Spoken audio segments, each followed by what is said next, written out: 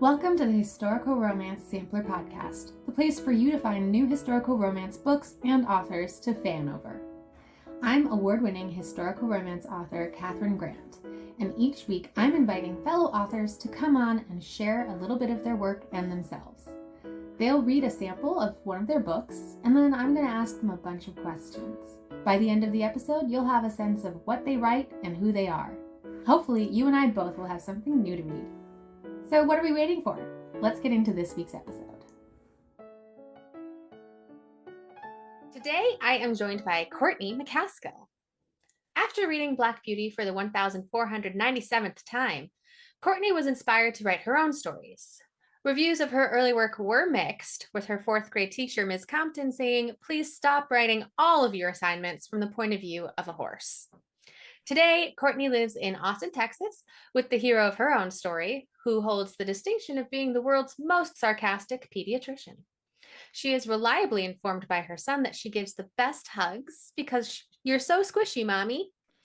In 2022, Regency Fiction Writers honored Courtney with its Lady of the Realm Award in appreciation of her volunteer work, both on its board of directors and as the coordinator of the Regency Academe.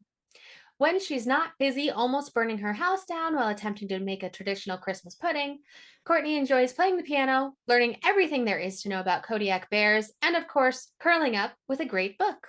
Welcome, Courtney. Thank you so much. I'm so excited to have you.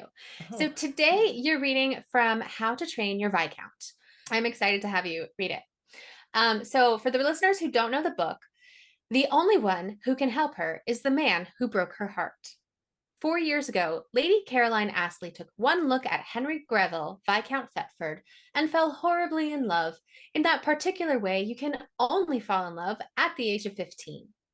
He didn't just reject her, he humiliated her. But now, in a stroke of rotten luck, he's the only one who can help her. It turns out that the paste pendant she borrowed from her sister Anne was no fake. It's actually an ancient Egyptian amulet, and now Anne wants to auction it off to save hundreds of widows and orphans. What Carol can't bear to tell her sister is that the necklace was stolen from right around her neck. Carol has a few clues, but she doesn't know an amulet from an obelisk, and the trail has gone cold. Guess who grew up in a house stuffed with Egyptian artifacts? Carol may despise Henry, but she needs him if she's going to track down the thieves. Which begs the question of which is worse, letting down the orphans or risking her heart all over again? Sounds fantastic. So Courtney, do you want to set up this scene you're about to read? Absolutely. So as you heard in the blurb, Henry insulted Caro most terribly some years ago. Now she has come to London and made her debut, and he is desperate to apologize. He sent her a series of apology letters. She never responded. He's been trying to track her down. So this scene takes place at the moment he finally corners her. How exciting. As soon as Mr. Parkinson was gone, Caro swept out the door, ignoring the Viscount. She scanned the street. "Do you see our hack, Fanny? I believe it is left. And to think I paid the driver a shilling to wait." "That usually works," a deep voice intoned. The bothersome man had followed her outside. "What a shame you happened upon an unscrupulous driver." "Well," Caro said, with a brightness she did not feel, "I'm sure another one will come along presently." "You will find that hacks are few and far between south of the river, but I would be delighted to escort you home." He gestured to a handsome high-flyer phaeton with a gold basket seat and midnight blue velvet cushions. It was drawn by a pair of gorgeous matched grays, which were being held by his tiger, a freckle-faced boy of perhaps 10 years of age. How fortunate that we happened upon each other. Caro glared into his smug face. "Fortunate is not the word I would use, and I would rather go back inside and eat that mummified hand someone pulled out of an Irish bog than get in your phaeton." She gave him her profile. "Now, if you will excuse me." An hour later, Caro found herself seated in Lord Thetford's phaeton. It was rather remarkable, the series of calamities that had transpired to get her to this point. She could take a detached enough perspective to appreciate that. Things had actually gotten off to a promising start. Lord Thetford had attempted to speak with her, irritating man that he was. But Fanny, bless her, had declared that Caro shouldn't be standing full in the sun, and had opened her parasol directly into the Viscount's face. She had then proceeded to stand in front of her mistress like the three-headed dog that guarded the gates of hell. This had spared her from having to converse with him, but, as much as it pained her to admit that he was right, more than a half-hour passed without a single hackney carriage passing by. It had become clear that she needed a new plan. Her plan had not involved getting into Lord Thetford's phaeton, however. Lady Caroline Astley was not so easily defeated as that. She had informed Fanny that they would cross Blackfriars Bridge on foot and have better luck finding a hack on the other side. The walk had begun splendidly, if one's notion of splendidly involved hearing a string of obscenities that would have made even Harrington blush, when the drivers of two carts made for the same opening and almost collided. A fist fight ensued. Then a lecherous drunkard staggered over with arms outstretched toward Caro's bosom. She was once again saved by her indomitable maid, who stepped in front of her mistress wielding her parasol like a battle axe, shouting, "Don't even think about it, you buffle-headed Teetaw!" And to think that Caro had initially been disappointed not to have a fancy French maid. She made a note to take Fanny to Gunter's that afternoon. She loved the ices there. After the drunkard, it had simply been a matter of trying not to breathe in too deeply of the rancorous malodors of the Thames, and ignoring Lord Thetford's plaintive calls to give up this foolishness and get in his carriage, because of course the blasted man had followed her. But she had ignored him and carried on, and then the end of the bridge came into sight, and she had thought she was going to make it. She truly had. But then she had stepped in it. Literally. Lord Thetford grinned as he climbed up beside her. "I wonder what sort of manure that was." Caro did not deign to answer, but she was fairly certain the answer was pig. Her father was passionate about his herd of Gloucestershire old spots, so she had some degree of familiarity with the subject. "Whatever it was, it had a remarkable case of tapeworm," he mused. She glared silently over the waters of the Thames. "My favorite part," he continued, "was when it sucked the slipper right off your foot, and it immediately soaked through. I don't blame you for leaving it there. What a gorgeous team you have, my lord. Do you need me to drive them for you, or are you familiar with the process?" He glanced back to make sure Fanny and his tiger, Billy, had squeezed onto the tiny rumble seat behind them, then nudged the Greys forward. Caro shifted about, scooting as close to the door as she could manage. Since making her bow, 5 gentlemen had taken her for a drive in Hyde Park. She knew their phaetons had been every bit as narrow as this one, but for some reason their proximity had affected her not at all. Sitting next to Lord Thetford, on the other hand, she felt exquisitely self-conscious. The phaeton hit a bump, and his shoulder nudged hers. She all but jolted out of her skin. "Come, Lady Caroline," he said after a moment. "It is better this way." She maintained her stony silence, so he continued, "I know you wish to avoid me, but what you have failed to notice is that we are, how you say, doomed." "Doomed? How precisely you have captured my feelings." "First, we ran into each other over the mummified child in Thomas Hope's Egyptian room. Today it was the Laverian Museum, with its assorted bog parts and room full of monsters. It is reaching the point of absurdity. Where will we meet next? The Hunterian Museum? They have the skeleton of an Irish giant on display. And if you thought the monsters at the Laverian were grotesque, would you like to know what I found to be the most hideous sight at the Laverian Museum?" she asked sweetly. "I will give you a hint. It was in the same room as the remarkable horseshoes." He had the temerity to laugh. "My point is, it's far better for me to get my apology over with today, because apparently the fates have doomed us to run into each other at every crackpot's house and freak show in London until I've had my chance. And you would not believe how many freak shows there are in London." How annoying that he was right. She gave an aggrieved sigh. "Fine, you may proceed." She glared at him out of the corner of her eye. He looked nervous. As well he should. Excellent," he began awkwardly. "Well, 4 years ago I sent you a letter. I sent you 4 letters, actually. Did I cast them into the fire without even bothering to open them? Why, yes, I did." Behind them, his tiger Billy gave a low whistle. I see, Lord Thetford said. Then you are unaware of the sentiments contained therein. What I wrote was, allow me to guess, Caro said. Seeing me standing on that balcony was one of the worst moments of your life. It was never your intention to insult me, nor to cause me any pain. You feel wretched, you are desperately sorry, and you beg my forgiveness, and so on and so forth. Do I have the gist of it? You understand me remarkably well. It's difficult for me to even find words to. He gave her a tortured look. Caro, I can't tell you how sorry I am. I was miserable for weeks afterwards. I still think about it every day, and I cringe thinking how you said you didn't even want to dance with me, how you were dreading it. Yes, There was a loud thwacking sound as he grunted in pain. Beg pardon, my lord, Fanny said loudly. I was just opening me parasol. He rubbed the back of his head. I don't know why you even need a parasol. We're fully in the shade. Fanny returned. And what was it you said next? Caro said.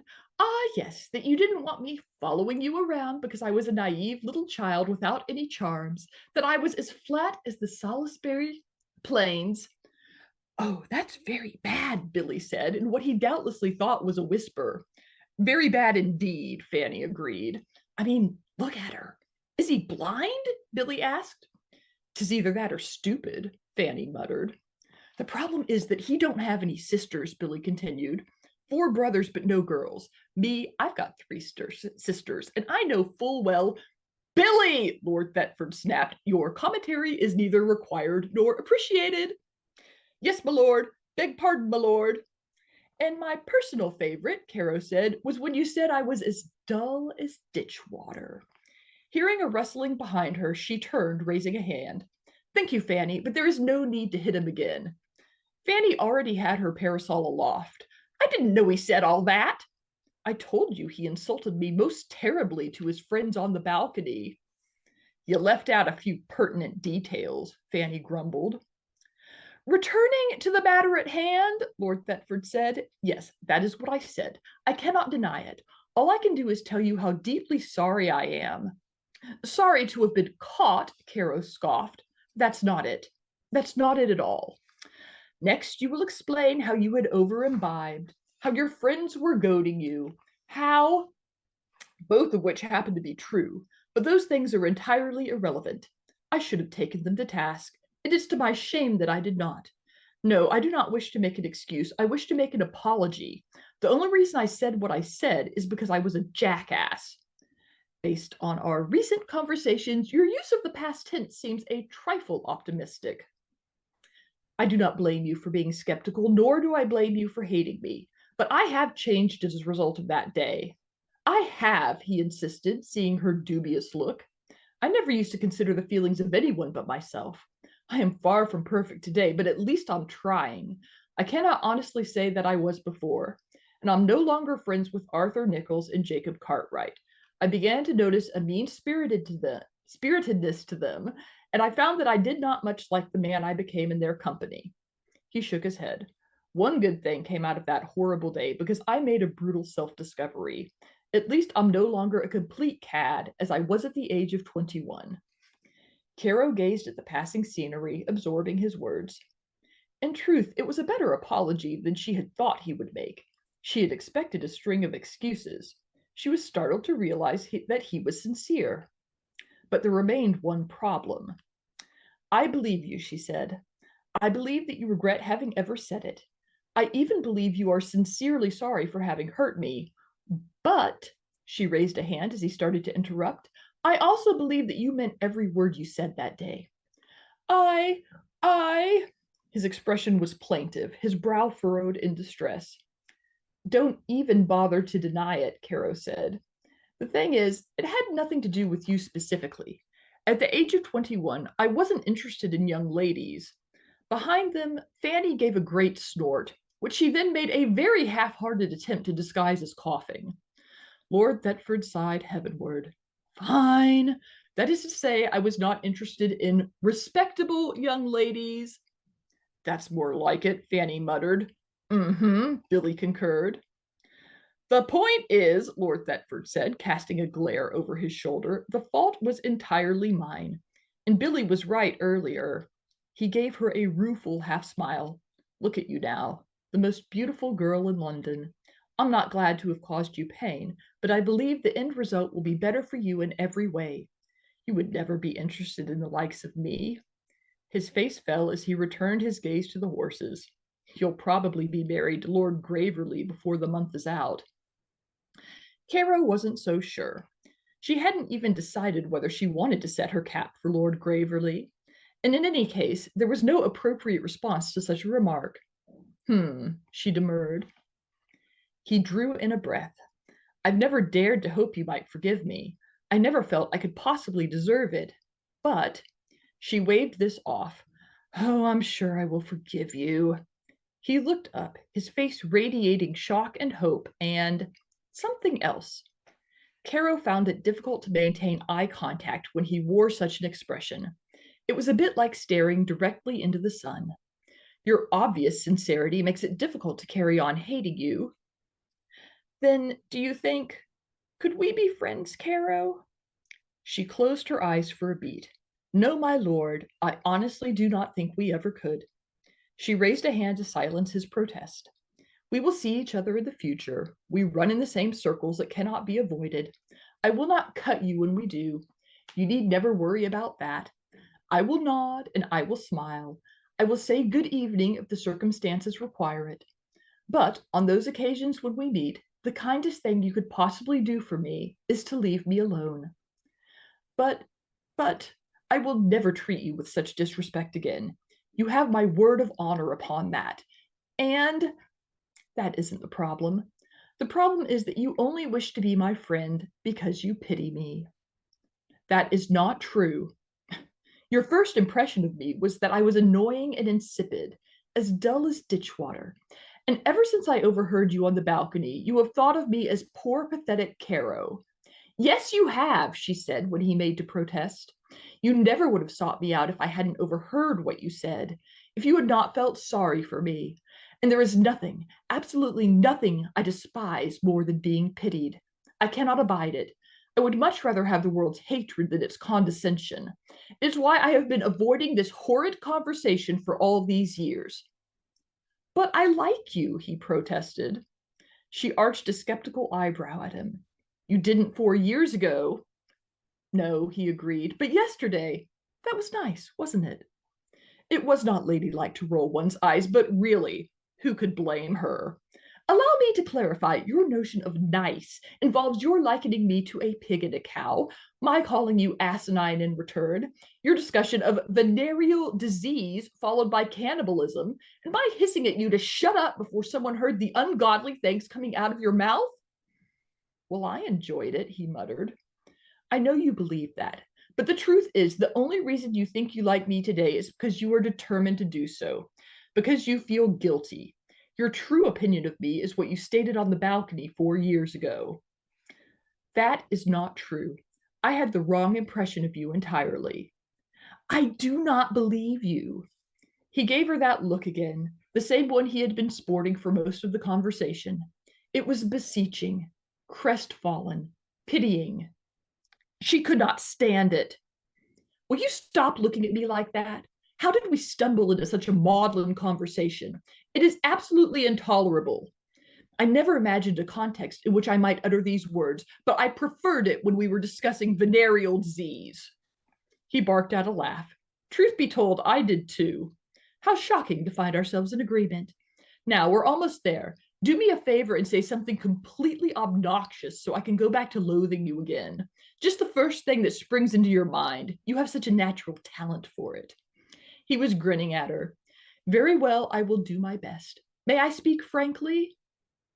Am I to understand that our conversations up until this point have been your most polite circumspection? How very alarming. You, Caroline Astley, are a sham. Do any of your suitors know what an acid tongue you really have? La, they do not, and I have no intention of letting them know the awful truth. At least, not until I've caught one of them in the parson's mousetrap. He shook his head. Have you considered that you might be going about it all wrong? That you should look for a man who appreciates your wit? Such a man does not exist. I will sooner find a unicorn. He looked up at her, when she said that for some reason. That's not true. Many a man would find your wit appealing. Spoken like a man. Trust me when I say that wit is not appreciated in a woman. Indeed, it is barely tolerated. No, it is something I must conceal at all costs. And yet you launched into me without hesitation. That's because I do not care the slightest bit what you think of me. All right. Ooh, spicy. Yeah, enemies to lovers, so they definitely go at each other. I love it. There's some really strong enemy vibes there. And it's like, how are they going to become lovers? Got to read it to find out. That's right. All right. Well, I have a bunch of questions for you, but first we're going to take a break for our sponsors. Hey samplers, it's Katherine Grant. I am interrupting this episode to tell you how to get a free book, The Viscount Without Virtue. First, go to bit.ly/HRSFAN. Go through the checkout process. This is where you add the promo code HRSFAN. As your last step, just download your free ebook to your e-reader. All right, well, let's get back to this week's episode. And we are back with Courtney McCaskill, the awesome author of How to Train Your Viscount. I was taking some notes as you were reading because there were a lot of questions popping up in my head. So one thing, I don't think anyone could have listened to that and not notice that you're an incredibly funny writer. Like, it's so humorous. It's fantastic. So I'm curious, in your writing process, do you start by thinking of like the humor of a situation or like the dialogue that you want to get on the page, or do you start more with characters or plot or setting and then the humor comes at a later date?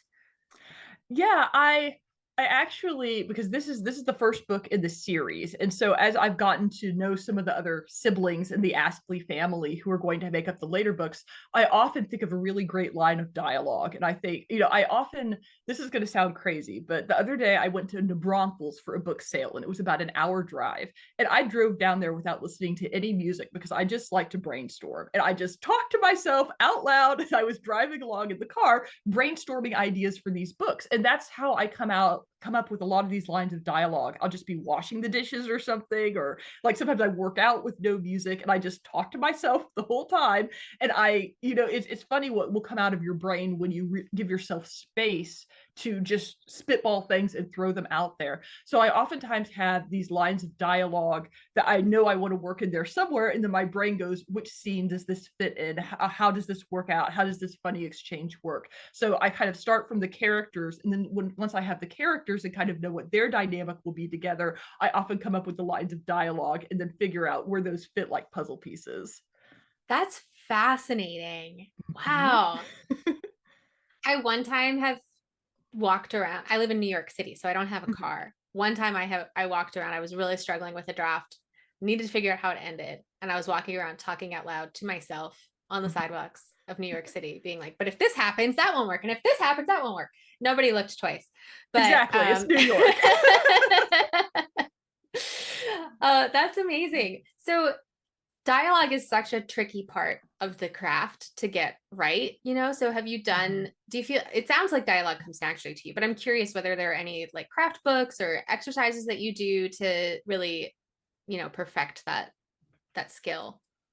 Oh gosh, I mean, I definitely try and think about what are sort of, what is this character's voice? What are some of their signature words that they use? I actually got myself into a little bit of trouble because the lady's maid character there, Fanny, in the original draft, she had a much larger role in the book, and she's from Kent. So I read an entire book on the 19th century Kentish dialogue, and I made all of these notes about all of these words I was going to use for her and how the dialogue was.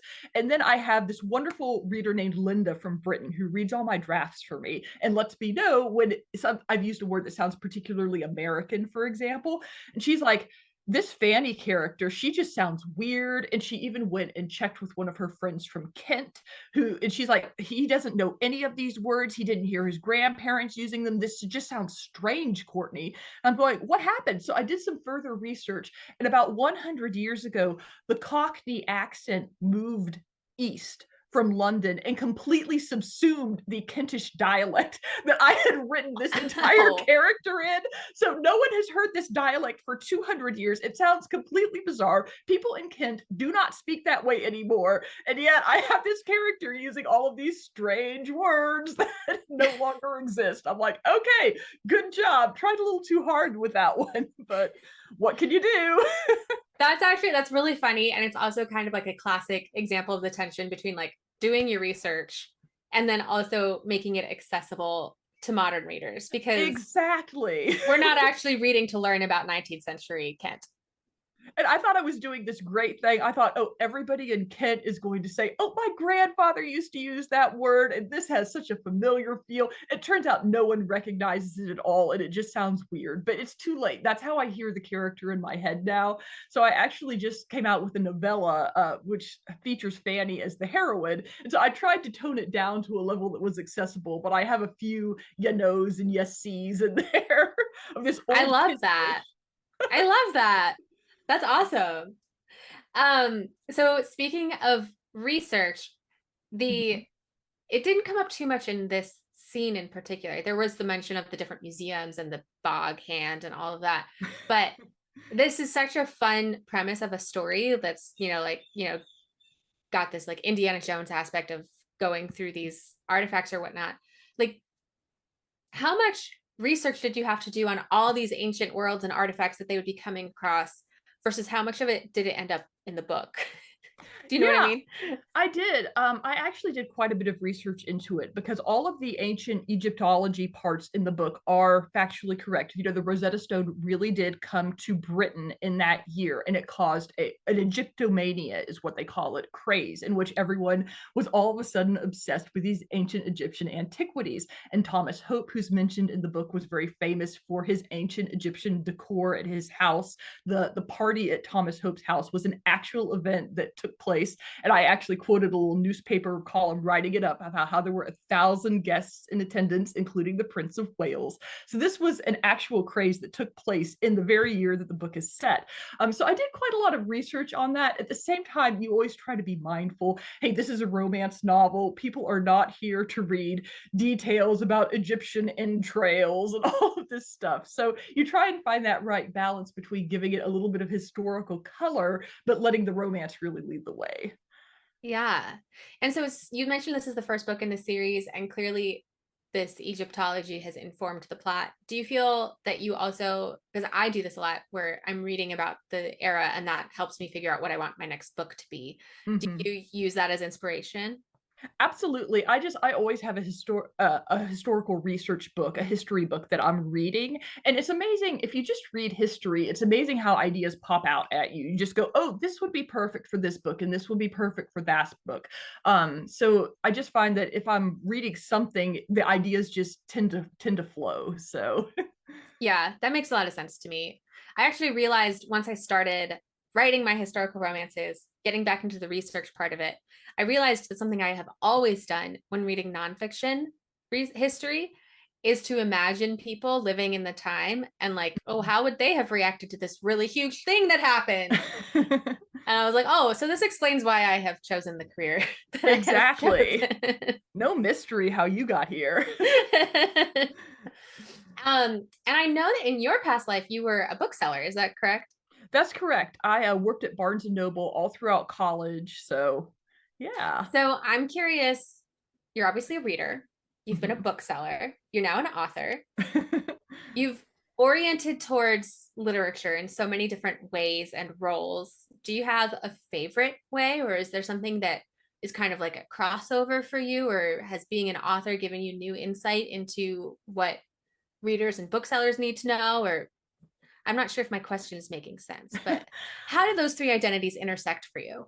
Yeah, I mean, because working at Barnes & Noble, I mean, it was kind of a cool experience. Like, I read Game of Thrones when it first came out, when no one had heard of this book. I hand sold hundreds of copies of that book. George R.R. Martin should cut me a check, honestly. But you do kind of have that experience of connecting with readers and finding out, that was the book everyone came back into the store and said, I need you to recommend another one just like this for me. I'm like, there's no other book like that. I can't do it. I'm sorry. So, you definitely have that experience as a bookseller, and it's an exciting moment when you put that perfect book in someone's hand. Like, I remember there was this one gentleman shopping for a Christmas gift for his wife, and she loved historical romance, and every book people were bringing up to him, he's like, she's read that one, she's read that one, she's read that one. And then I handed him a copy of Juliet. Oh, I wish I remembered the author's name off the top of my head, but it's a fabulous book set in Italy. It's a historical romance.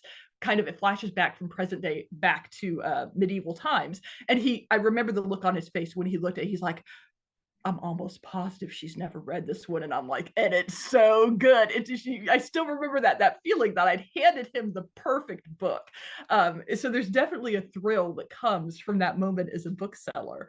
It is interesting to me too, as an author, you read reader reviews. And what I've really discovered is that every reader reads for a different reason. Like, some people with this book, they love the humor, they love the dialogue, that's what they read for. And honestly, that's the type of reader I am too. Some people really love the puzzle mystery, the ancient Egyptian aspects of the plot. Some people love the steamy scenes, some people hate the steamy scenes, but every reader is really different. And so, it kind of makes me think, in a way, it's not that there are no good books and bad books, but to a certain extent, there are books that are to people's taste, and there are books that are not to people's taste. And you kind of just have to go out there and find your readers where your writing is to their taste, Yeah, that's a good perspective.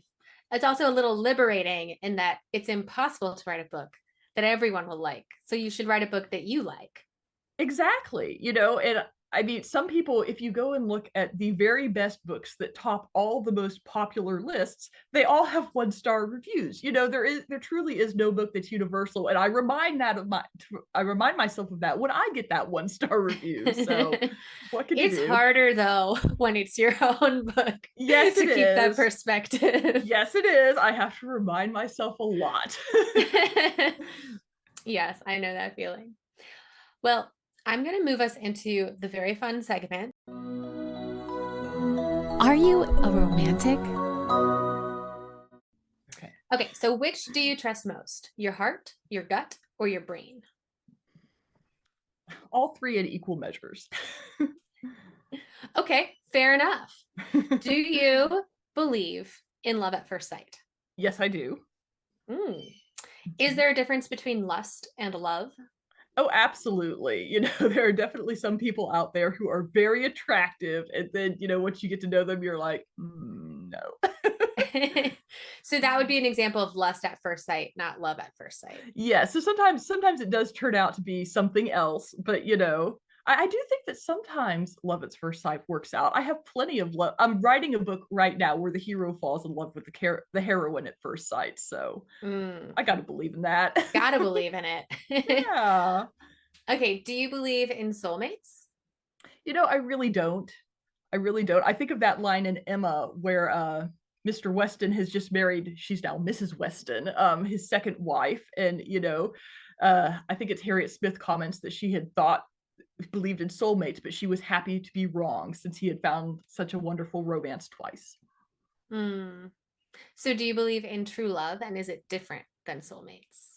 I do believe in true love, but I don't believe that there's only one person out there for you. I find that almost a depressing thought, because what if you never met that person? What if you were born on the opposite side of the globe from that person, Yeah. There's just too much that can go wrong, so. Yeah, or if you lose them. Yeah. Yeah. Okay, can you fall in love with someone you have never met? Absolutely so. So in this book, the hero is actually best friends with the heroine's brother, and she kind of falls in love with him. Her brother writes letters back from school in which he recounts their many adventures, the many funny things that Henry says, and she kind of falls in love with him through those letters, not even letters directly exchanged with Henry, just from her brother recounting all of these funny stories. So I absolutely believe that you can fall in love with someone, through something like letters. Yeah, well, that's fun. Okay, and I think your book, you've probably explored this on the pages. What makes an apology meaningful? Honestly, I think it's what happens next, because if the person changes the behavior and doesn't do it again, that's what makes it meaningful. Otherwise, it's just words. Yes.